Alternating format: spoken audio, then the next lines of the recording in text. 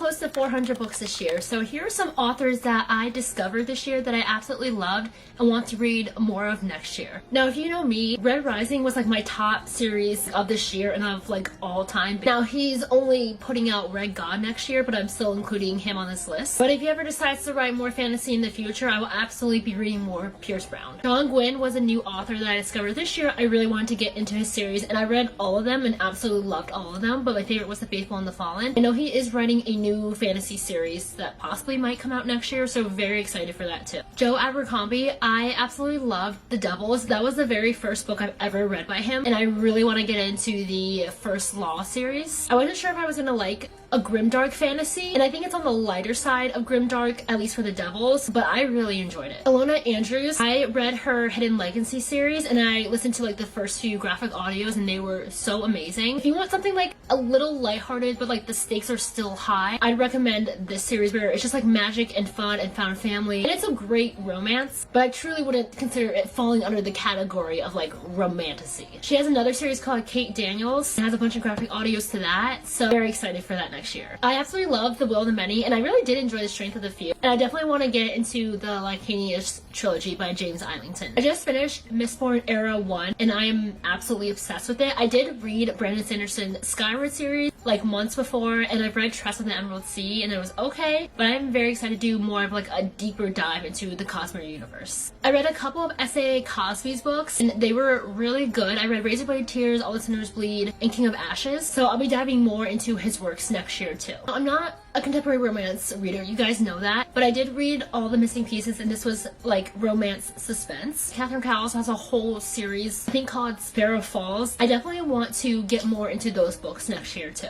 Let me know if we have read any of the same authors this year.